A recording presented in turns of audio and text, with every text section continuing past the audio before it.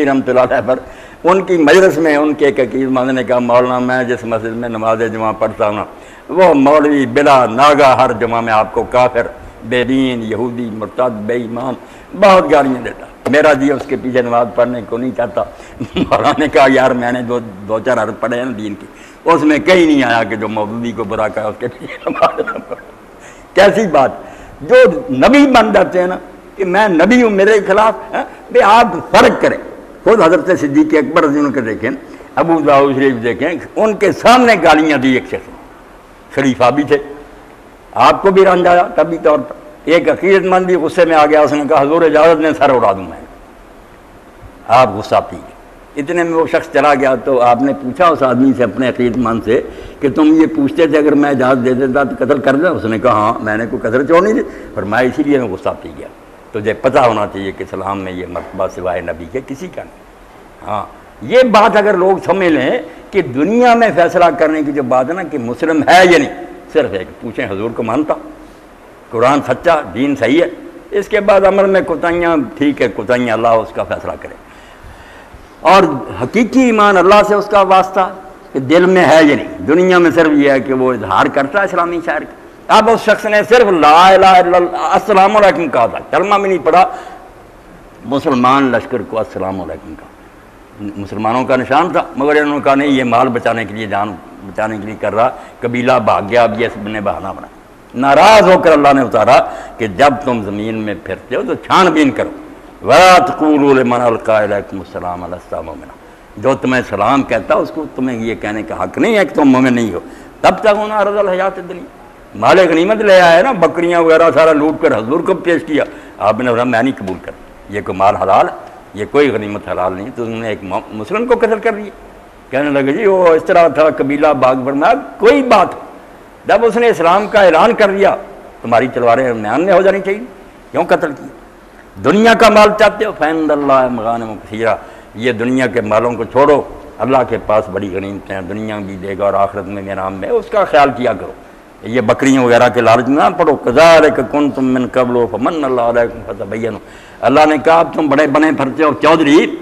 دارالاسلام نصیب ہو گیا، مدینہ اسٹیٹ بن گئی، امن سے رہنے لگے، تم بن گئے بڑے متقی، لوگوں کو قتل کرتے پھرتے، پہلے تم بھی ایسے تھے کہ اپنے اپنے قبیلوں میں رہ رہے تھے، بے بس تھے، ہجرت نہیں کر سکتے، اگر اس وقت اسلامی لشکر تمہیں قتل کرتے پھرتے،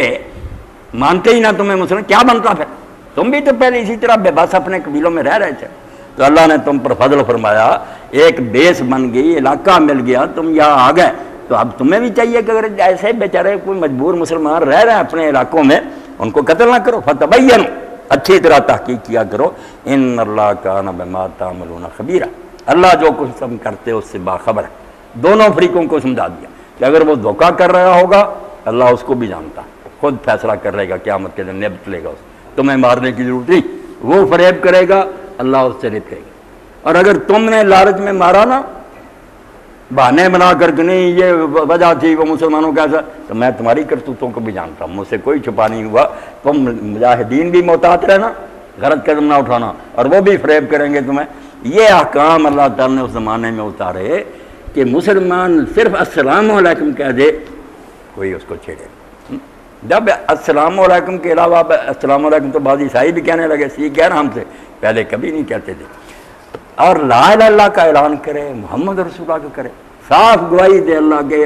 اللہ ہونے کے رسول ہونے کی، اور چھپ کر بھی نہیں، سپیکروں پر۔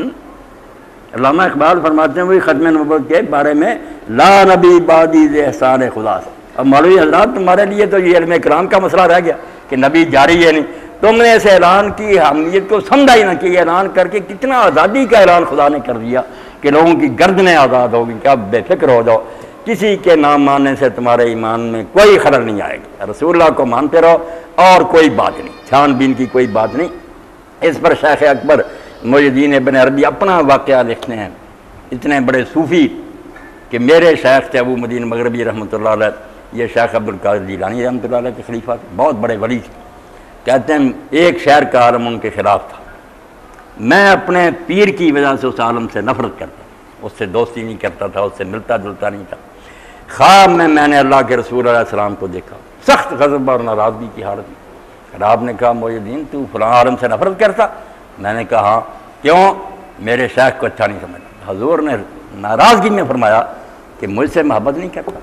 مجھے رسول نہیں مانتا، تیرے پیر کو ماننا کب سے دین بنا؟ تو مانتا تو مانتا، پھر وہ نہیں مانتا تو کیوں اس سے ناراض؟ میرا رشتہ تجھے یاد نہیں تو میرا کلمہ پڑھتا؟ صبح ہی جا کر معافی مانگی، تعلقات بحال کیے۔ مسلمانوں کو یہ سمجھ آ جائے کہ دین میں جو حضور کا آخری نبی ہونا یہ لفظ کی بحث نہیں کہ یہ کہ لفظ کا جھگڑا ہے۔ حق تعالی نقش ہر دعویٰ شکست تابز اسلام راشی راضا، بس جس طرح یہ ڈور سے کتاب بندی ہوئی نا ہر ورق ایک جگہ، امت کو جوڑا ہوا تو ختم نبوت نہیں۔ جب نبی کوئی نہیں آئے گا ٹکڑے نہیں ہو،